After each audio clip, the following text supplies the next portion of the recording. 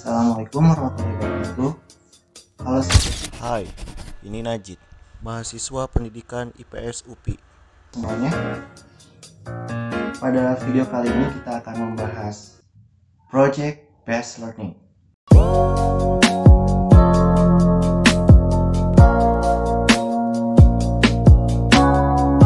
Project Based Learning atau biasa dikenal dengan pembelajaran berbasis proyek.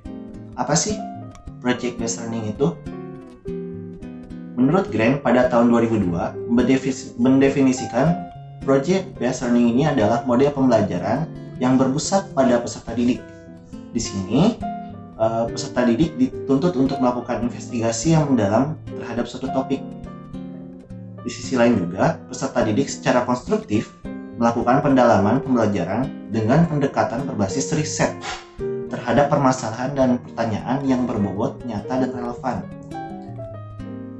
Berikutnya, Goodman dan Stiver pada tahun 2010 menyatakan bahwa pendekatan model ini menciptakan lingkungan belajar yang konstruktivis, di mana peserta didik membangun pengetahuan mereka sendiri dan pendidik menjadi fasilitator. Maka di sini kata kuncinya adalah berpusat pada peserta didik dan pendidik menjadi fasilitatornya. Di sisi lain juga, peserta didik dituntut untuk melakukan investigasi mendalam secara terhadap, maksudnya melakukan investigasi mendalam terhadap suatu topik dan akhirnya menciptakan lingkungan belajar yang konstruktivis, di mana itu berkaitan dengan teori konstruktivisme. Laporan hasil penelitian The Autodesk Foundation, setidaknya ada 8 karakteristik Project Based Learning. Yang pertama, peserta didik membuat keputusan tentang sebuah kerangka kerja. Kedua, adanya permasalahan atau tantangan yang diajukan kepada peserta didik. Ketiga, peserta didik mendesain proses untuk menentukan solusi atas permasalahan atau tantangan yang diajukan. Yang keempat, peserta didik secara kolaboratif bertanggung jawab untuk mengakses dan mengelola informasi untuk memecahkan permasalahan. Yang kelima, proses evaluasi dijalankan secara kontinu atau berkesinambungan. Keenam, peserta didik secara berkala melakukan refleksi atas aktivitas yang sudah dijalankan. Ketujuh, produk akhir aktivitas belajar akan dievaluasi secara kualitatif. Yang terakhir, situasi pembelajaran sangat toleran terhadap kesalahan dan perubahan. Apabila kita menilik kepada keterampilan abad 21, yakni 4C, yaitu Critical Thinking, Creativity, Collaboration, and Communication, maka sebetulnya ke-8 karakteristik dari Project Based Learning tersebut mampu menjawab apa tuntutan keterampilan abad 21. Sebagaimana kalau kita melihat Critical Thinking, tadi ada karakteristiknya membuat keputusan, juga Creativity, bagaimana peserta didik mampu mendesain proses proyeknya, juga kolaborasi, tentu dalam membuat proyek itu melakukan kolaborasi dengan teman-temannya, dan juga komunikasi yang menjadi fondasi dari kesemuanya. Berikutnya, keunggulan model Project Based Learning. Sebetulnya untuk membahas mengenai keunggulan model Project Based Learning ini beririsan dengan karakteristik model Project Based Learning. Namun dalam hal ini saya tetap akan membahasnya gitu ya.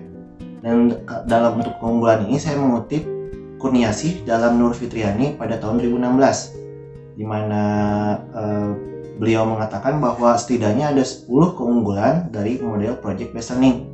Yang pertama, meningkatkan motivasi belajar peserta didik untuk belajar mendorong kemampuan mereka untuk melakukan pekerjaan penting dan perlu dihargai. Jadi mereka itu perlu dihargai.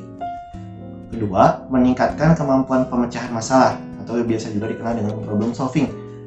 Yang ketiga, membuat peserta didik menjadi lebih aktif tentunya dan berhasil memecahkan problem-problem yang kompleks.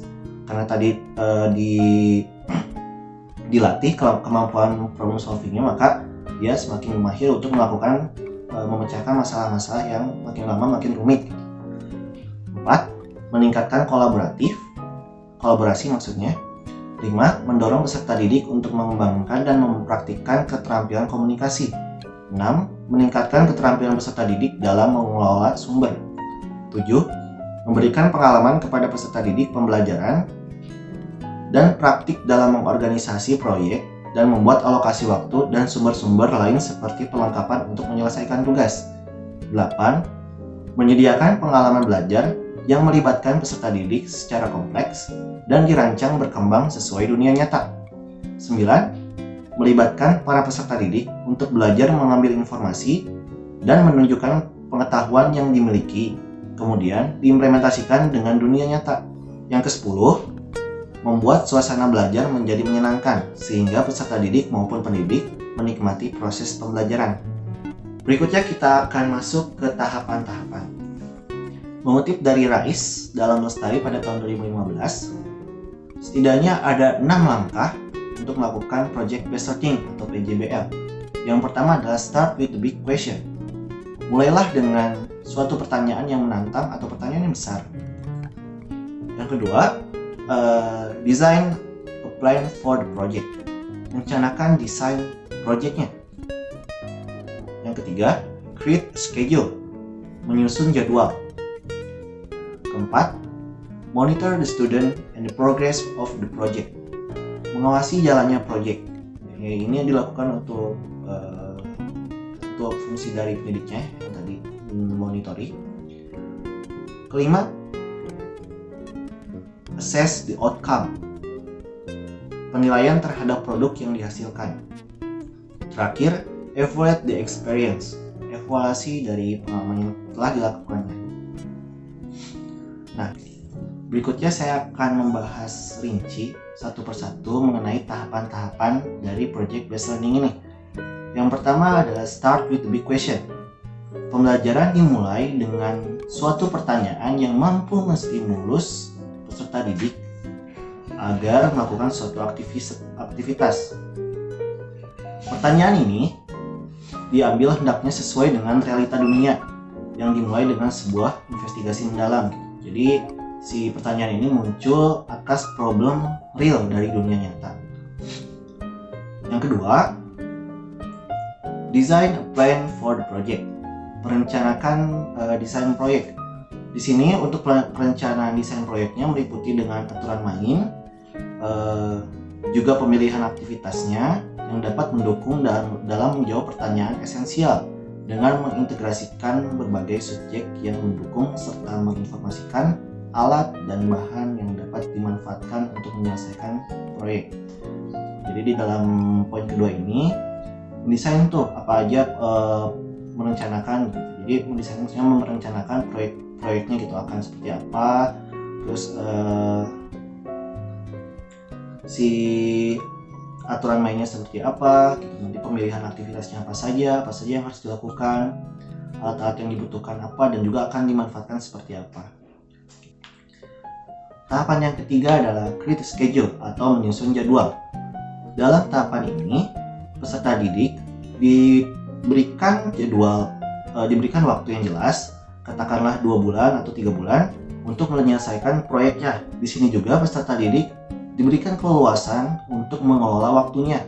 Jadi peserta didik diberikan kebebasan tuh mau melakukan aktivitas A, B, C, dan D asalkan dalam waktu yang telah ditentukan, katakanlah dalam waktu 3 bulan.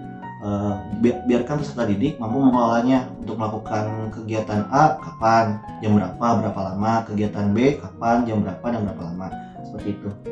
Juga nanti dari sini sifatnya kan karena pendidik adalah fasilitator, maka di sini peserta didik pun memang memberikan kebebasan kepada peserta didik. Namun pendidik tentu harus mengingatkan apabila peserta didik melakukan investigasi atau melakukan riset yang sangat melenceng dari tahapan proyeknya agar terfokus kepada proyeknya. Nah, di sini pun pendidik harus bisa menstimulus peserta didik agar mampu bekerja kelompok dengan kelompok-kelompoknya di luar jam sekolah, karena kan proyek ini membutuhkan waktu yang lama sehingga peserta didik harus memanfaatkan waktu di luar jam sekolah. Jadi pendidik harus mampu menstimulus peserta didiknya agar mampu melakukan aktivitas di luar jam sekolah. Nanti ketika sudah masuk jam sekolahnya, peserta didik tinggal presentasi. Nah, disinilah kemampuan komunikasi peserta didik dilatih. Jadi nanti di sini pada saat jam sekolah, peserta didik mempresentasikan apa yang telah dikerjakannya mengenai proyeknya, dan nanti di situ juga pendidik memberikan saran dan juga evaluasi untuk tahapan berikutnya. Tahapan keempat, monitor the student and the progress of the project, atau mengawasi jalannya proyek.